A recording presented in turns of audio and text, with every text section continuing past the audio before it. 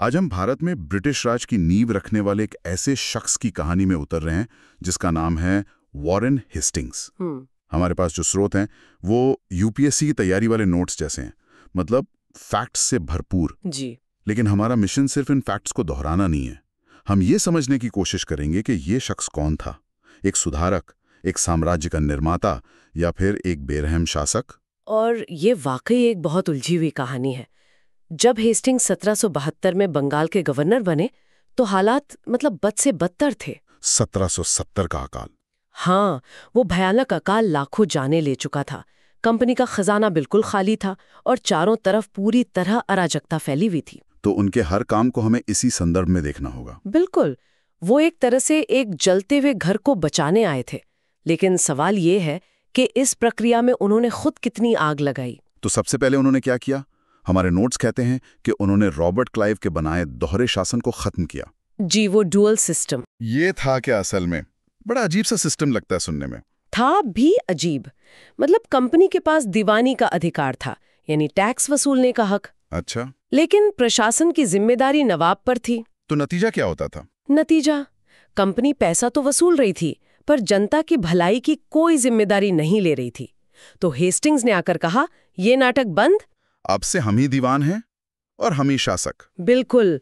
Company ने पहली बार खुलकर सत्ता की बागडोर अपने हाथों में ली। एक मिनट, तो इसका मतलब ये हुआ कि अब सारी जवाबदेही भी उनकी थी। हाँ। और जैसा आपने कहा खजाना तो खाली था, तो पैसे का इंतजाम कहाँ से किया? उन्होंने कुछ बहुत कठोर फैसले लिए। जैसे कि? सबसे पहले बंगाल के नवाब का भत्ता 32 लाख से घटाकर आधा, सीधा 16 लाख कर दिया। बिल्कुल आधा। और फिर मुगल बादशाह शाह आलम द्वितीय को जो 26 लाख रुपए सालाना दिए जाते थे, उसे भी बंद कर दिया होगा। पूरी तरह से बंद कर दिया। ये सिर्फ पैसे बचाने का फैसला नहीं था, ये एक संदेश था कि अब असली बॉस कौन है। ये तो सीधे सीधे सत्ता का खुला प्रदर्शन था। और प्रशासन को चलाने के लिए उन्होंने और क्या बदलाव किए? उन्होंने पूरे सिस्टम को कलकत्ता पर केंद्रित कर दिया। मुर्शिदाबाद से खजाना कलकत्ता लाया गया। सब कुछ कलकत्ता में? हाँ। टैक्स वसूलने के लिए एक बोर्ड ऑफ रेवेन्यू बनाया और हर जिले में एक अंग्रेज कलेक्टर बिठा दिया। और 1772 में कलकत्ता राजधानी बन गया? जी, पहले बंगाल की और फिर आगे चलकर पूरे ब्रिटिश भारत की हर चीज को सेंट्रलाइज करने की कोशिश थी। इन नोट्स में जमीन के राजस्व को लेकर एक बड़े प्रयोग का भी जिक्र है। हाँ, वो 5 साल वाली नीलामी। सुनने में तो ये बड़ा तार्किक लगता है, ताकि जमीन की असली कीमत पता चल सके। कागज पर तो ये प्लान बहुत अच्छा था, पर असल में ये बुरी तरह फेल हो गया। क्यों, क्या हुआ? जमींदारों को प्राथमिकता तो दी गई, पर नीलामी की बोली इतनी ऊंची चली गई कि ज्यादातर जमींदार पैसा चुका ही नहीं पाए। अच्छा। इससे ग्रामीण अर्थव्यवस्था में और ज्यादा अस्थिरता आ गई। ये हेस्टिंग्स के उन कई फैसलों में से एक था जो महत्वाकांक्षी तो थे, पर शायद जमीनी हकीकत से दूर थे। ठीक है, तो उन्होंने प्रशासन और पैसे का मामला सुलझाने की कोशिश की, लेकिन हमारे स्रोतों में पुरानी न्याय व्यवस्था को दुरुपयोग का भंडार कहा गया है। और ये गलत नहीं कहा गया। तो यहाँ उन्होंने क्या किया? उन्होंने इसे पूरी तरह से बदल दिया। हर जिले में 2 तरह की अदालतें बनाई, दीवानी अदालत जो सिविल मामले देखती थी, और फौजदारी अदालत जो क्रिमिनल केस देखती थी। और अपील के लिए? अपील के लिए कलकत्ता में 2 बड़ी अदालतें बनाई, सदर दीवानी अदालत और सदर निजामत अदालत। ये भारत में एक आधुनिक संरचित कानूनी ढांचे की, कह सकते हैं, शुरुआत थी। स्थानीय कानूनों का अपनी भाषा में अनुवाद करवा रही है। ये एक बेहतरीन सवाल है और इसका जवाब है दोनों का मिश्रण। मतलब? एक तरफ ये दिखाता है कि हेस्टिंग्स समझ रहे थे कि भारत को पूरी तरह से ब्रिटिश कानूनों से नहीं चलाया जा सकता, उन्हें स्थानीय परंपराओं को समझना होगा। और दूसरी तरफ कानूनों को कोडिफाई करके वे भारतीय परंपरा की जटिलता को एक सरल नियंत्रणीय ढांचे में फिट कर रहे थे, जिसे अंग्रेज जज और प्रशासक आसानी से समझ सके और इस्तेमाल कर सके। बिल्कुल, ये नियंत्रण का एक बहुत ही सूक्ष्म तरीका था। व्यापार के मोर्चे पर भी उन्होंने एक बड़ा कदम उठाया, दस्तक सिस्टम को खत्म कर दिया। ये क्या था और इसे खत्म करना क्यों जरूरी था? दस्तक एक तरह का फ्री ट्रेड पास था जो कंपनी के अधिकारियों को मिला हुआ था। अच्छा। जिससे वे बिना टैक्स दिए अपना निजी व्यापार कर सकते थे, और इसका जमकर दुरुपयोग हो रहा था। मतलब अपना निजी सामान कंपनी का बताकर बेचते थे? जी हाँ, इससे कंपनी को और स्थानीय व्यापारियों दोनों को नुकसान होता था।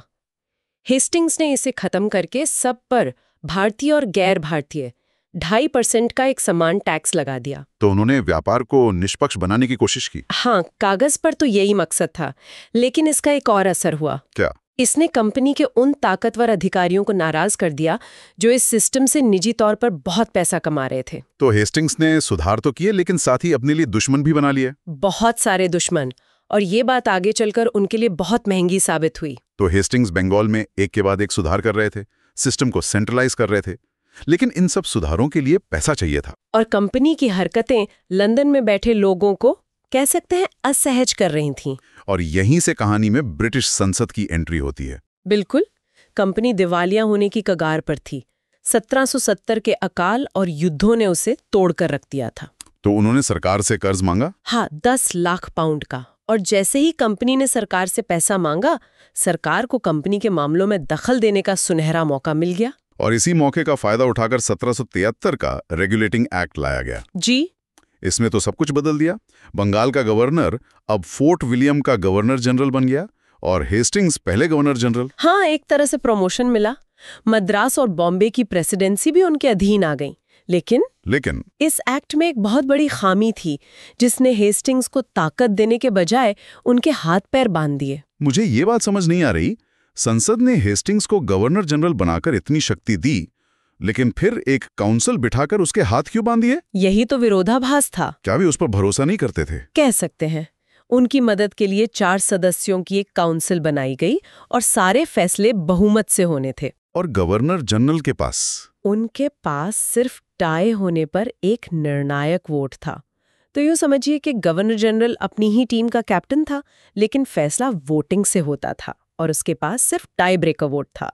ऐसे में तो टीम चलाना ही मुश्किल हो जाएगा। और मुश्किल तब और बढ़ गई जब काउंसिल के ज्यादातर सदस्य उनके खिलाफ निकले। वो 3 सदस्य, फ्रांसिस, क्लेवरिंग और मॉनसन। हाँ, वो इंग्लैंड से सीधे आए थे और हेस्टिंग्स के कट्टर विरोधी थे। तो हेस्टिंग्स अक्सर अपनी ही सरकार में अल्पमत में होते थे। तो वो कोई फैसला लेना चाहते और काउंसिल उसे खारिज कर देती। ऊपर से इसी एक्ट ने कलकत्ता में एक सुप्रीम कोर्ट भी बना दिया, जो गवर्नर जनरल और उसकी काउंसिल से पूरी तरह आजाद था। तो सत्ता के 2 केंद्र बन गए और दोनों अक्सर एक दूसरे से टकराते थे।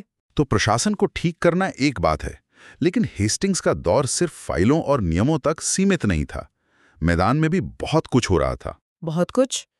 इन अंदरूनी झगड़ों के बावजूद हेस्टिंग्स की विदेश नीति बहुत आक्रामक और विस्तारवादी थी। सबसे पहला बड़ा विवाद था 1774 का रोहेला युद्ध। जी, उन्होंने पैसे के बदले अवध के नवाब को रोहेलखंड पर हमला करने के लिए कंपनी की फौज किराए पर दे दी। रोहेलखंड तबाह हो गया। इस फैसले के लिए इंग्लैंड में उनकी बहुत ज्यादा आलोचना हुई। और फिर शुरू हुआ लंबा और उलझा हुआ पहला आंग्ल मराठा युद्ध। हमारे नोट्स कहते हैं कि ये 7 साल तक चला। हाँ, 1775 से 82 तक। ये कोई सीधा साधा युद्ध नहीं था। ये एक शतरंज की बिसात थी, जहां पुणे, ग्वालियर और बड़ौदा के मराठा सरदार आपस में भी लड़ रहे थे और अंग्रेजों से भी। और कंपनीज में कैसे फंसी? कंपनी खुद रघुनाथ राव नाम के एक भगोड़े मराठा सरदार का पक्ष लेकर इस दलदल में फंस गई थी। ये युद्ध बहुत महंगा साबित हुआ और इसमें कोई निर्णायक जीत भी हासिल नहीं हुई।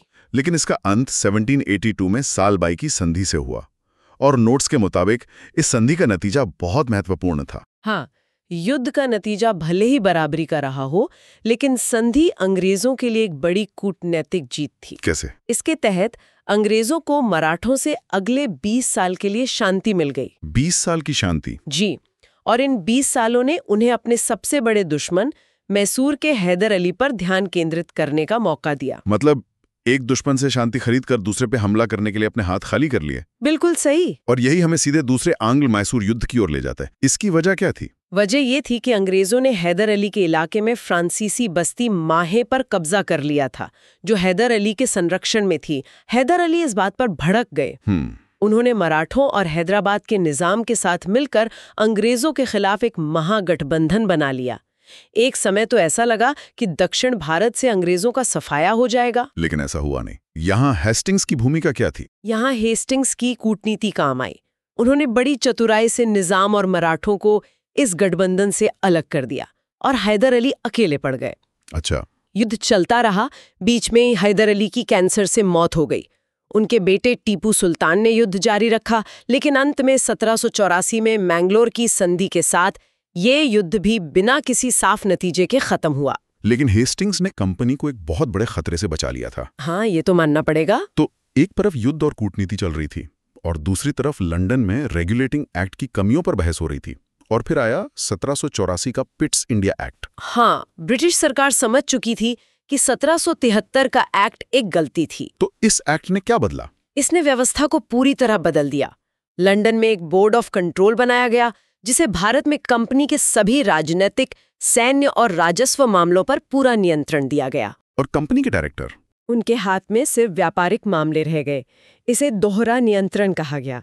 सरकार राजनीति संभालेगी, कंपनी व्यापार। और गवर्नर जनरल की काउंसिल का क्या हुआ, जिसने हेस्टिंग्स को इतना परेशान किया था? काउंसिल के सदस्यों की संख्या 4 से घटाकर 3 कर दी गई। तो इसका मतलब था कि अब गवर्नर जनरल को सिर्फ एक सदस्य का समर्थन चाहिए था ताकि वो अपना फैसला लागू करवा सके, क्योंकि टाई होने पर उसका अपना वोट निर्णायक होता। तो गवर्नर जनरल की ताकत बहुत बढ़ गई। हाँ, बहुत। लेकिन विडंबना देखिए, जब तक ये ताकत आई, हेस्टिंग्स के जाने का वक्त हो चुका था। उन्होंने इस्तीफा क्यों दिया? ब्रिटेन के प्रधानमंत्री ने संसद में उनकी नीतियों की निंदा की थी। हेस्टिंग्स ने इसे अपना व्यक्तिगत अपमान माना और 1785 में इस्तीफा देकर इंग्लैंड लौट गए। उन्हें लगा होगा कि उनका हीरो की तरह स्वागत होगा। शायद यही सोचा था। लेकिन हुआ ठीक उल्टा। उनका स्वागत हुआ महाभियोग यानी इम्पीचमेंट की कार्रवाई से। जी हाँ, उनके पुराने दुश्मन, खास तौर पर एडमंड बर्क और फिलिप फ्रांसिस, उनके पीछे पड़ गए। उन पर भ्रष्टाचार, ज्यादती और सत्ता के दुरुपयोग के गंभीर आरोप लगाए गए। क्या आरोप थे? लिस्ट बहुत लंबी थी, लेकिन कुछ मुख्य मामले थे। रुहेला युद्ध, नंद कुमार को फांसी, बनारस के राजा चैत सिंह से जबरदस्ती पैसा वसूलना और अवध की बेगमों के खजाने को लूटने के लिए दबाव डालना। ये नंद कुमार वाला मामला क्या था? नोट्स में इसे न्यायिक हत्या कहा गया है। ये बहुत गंभीर शब्द है। और ये मामला था भी बहुत संगीन।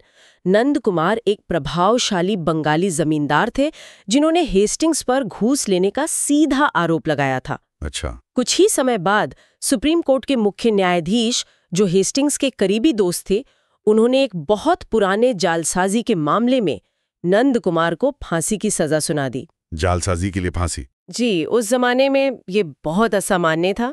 सबने यही माना कि हेस्टिंग्स ने अपने ऊपर लगे आरोपों को दबाने के लिए अपने दुश्मन को अदालत के जरिए मरवा दिया। ये आज भी उनकी विरासत पर एक बहुत बड़ा काला धब्बा है। और ये मुकदमा सालों तक चला? 7 साल तक। ये उस सदी का सबसे बड़ा और सबसे नाटकीय मुकदमा था। पूरे ब्रिटिश समाज की नजरें इस पर थीं। और अंत में क्या हुआ? अंत में 1795 में हाउस ऑफ लॉर्ड्स ने उन्हें सभी आरोपों से बरी कर दिया, लेकिन इस मुकदमे ने उन्हें आर्थिक और मानसिक रूप से तोड़ कर रख दिया था। तो इस पूरी कहानी का मतलब क्या है? जब हम इन सभी स्रोतों को एक साथ देखते हैं तो वॉरेन हेस्टिंग्स की कैसी तस्वीर उभरती है? हम एक ऐसे शख्स को देखते हैं जिसमें जबरदस्त विरोधाभास है। वो बंगाल में तब आया जब सब कुछ बिखर रहा था, और उसने प्रशासन, न्याय और राजस्व की एक ऐसी व्यवस्था बनाई जिस पर आगे चलकर पूरे ब्रिटिश राज की इमारत खड़ी हुई। तो वो एक बेहतरीन प्रशासक था। हाँ, इसमें कोई शक नहीं। लेकिन साथ ही अपने लक्ष्यों को हासिल करने के लिए उसने ऐसे तरीके अपनाए जो नैतिक रूप से संदिग्ध थे, जिनके कारण युद्ध हुए और लोगों पर जुल्म हुए। हमारे नोट्स में उन्हें मजबूत इच्छा शक्ति और साधन संपन्नता वाला व्यक्ति बताया गया है। ये भी लिखा है कि वो भारतीय संस्कृति का सम्मान करते थे। हाँ, उन्होंने बंगाली और फारसी सीखी और भगवद गीता के अंग्रेजी अनुवाद की प्रस्तावना भी लिखी। और यही बात उन्हें और भी जटिल बनाती है। बिल्कुल, वो कोई साधारण लालची अंग्रेज अफसर नहीं थे। वो भारत को समझते थे, शायद अपने समय के कई अंग्रेजों से बेहतर, लेकिन उनका अंतिम लक्ष्य हमेशा कंपनी और ब्रिटिश साम्राज्य को मजबूत करना था। और इसके लिए वो कोई भी कीमत चुकाने को तैयार थे, चाहे वो दूसरों की हो या खुद अपनी। एक आखिरी सवाल मन में आता है। स्रोत कहते हैं कि उन्होंने ब्रिटिश भारत की भव्य इमारत की नींव रखी। ये सोचने पर मजबूर करता है, क्या उन विवादों, उन नैतिक रूप से संदिग्ध फैसलों और उस महाभियोग के बिना ऐसा साम्राज्य बनाना संभव था जिसने लगभग उनके अपने ही करियर को खत्म कर दिया था? क्या साम्राज्य बनाने की प्रक्रिया में नैतिकता हमेशा पीछे छूट जाती है? ये एक बहुत बड़ा सवाल है।